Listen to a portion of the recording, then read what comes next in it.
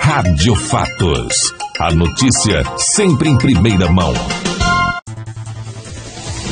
Rádio Fatos. As principais notícias do dia em seu rádio.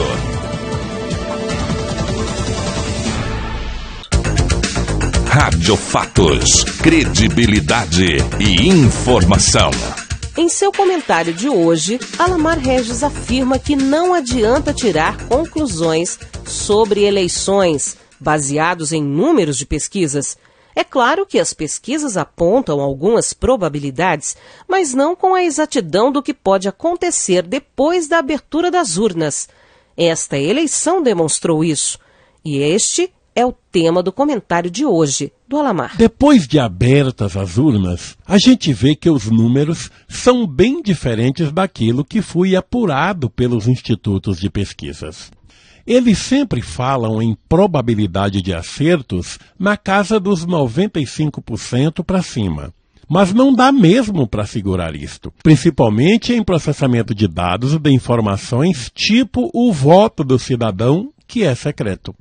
É claro que a maioria do povo brasileiro não mantém segredo nenhum sobre os nomes que vai votar, mas existe um segmento de brasileiros que é muito consciente, coerente e responsável para com seus direitos e obrigações e não costuma sair divulgando em quem vai votar, mesmo em informações prestadas aos institutos de pesquisas.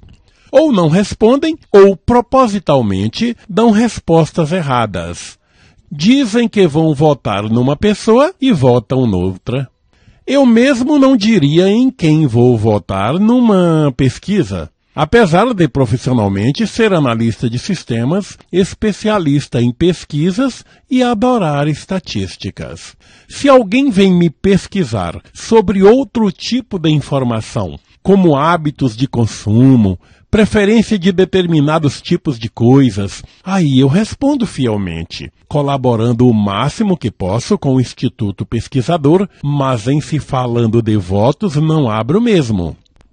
Vamos citar um exemplo gritante ocorrido nesta eleição. Diante dos dados que vinham sendo divulgados pelos institutos de pesquisas, quem é que esperava que a diferença de votos entre Aécio e Dilma fosse de pouco mais de 8 pontos percentuais? Quem é que esperava que São Paulo e Rio de Janeiro manifestassem um repúdio tão grande aos candidatos a governador e senador pelo PT? Quem é que esperava uma diferença tão grande entre a votação de senador dada a José Serra em São Paulo, tirando do Senado o respeitável Eduardo Suplicy do PT? Tem um detalhe interessante a observar aqui. Eduardo Suplicy não faz parte do segmento intolerante, radical e muito menos corrupto do PT, pois é um homem da mais alta dignidade e caráter, não tendo histórico de envolvimento com corrupção. A prova que foi dada em São Paulo, o maior colégio eleitoral do país, foi de que o povo não está mesmo satisfeito com a forma como vem sendo conduzida o Brasil. E a Marina, hein?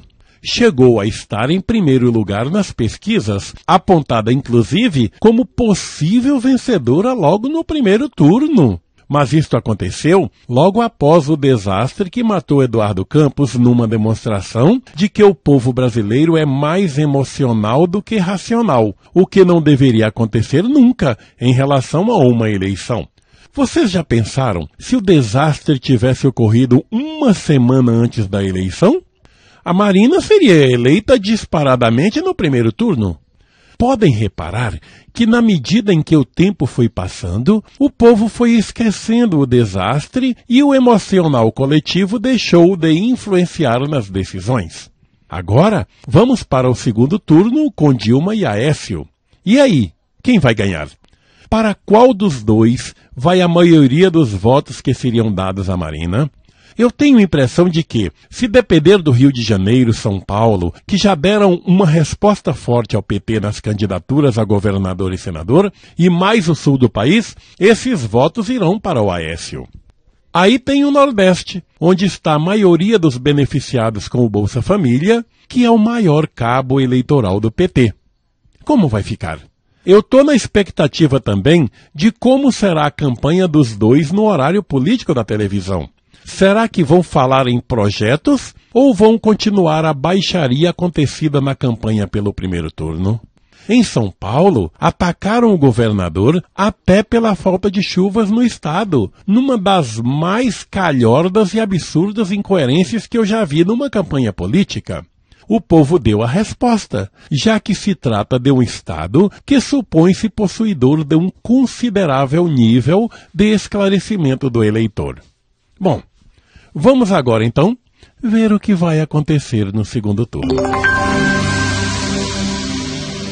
E a edição do Rádio Fatos desta segunda-feira termina aqui. Nossos agradecimentos pela sua audiência. Voltaremos amanhã, neste mesmo horário, trazendo as principais e primeiras notícias do seu dia, para que você fique bem informado. Continuem ligados, vem aí mais um programa campeão de audiência. Tenham todos uma ótima semana e até mais. Agora você está bem informado. O Jornal Rádio Fatos volta amanhã com as principais notícias do dia. Obrigado pela sua audiência e até lá.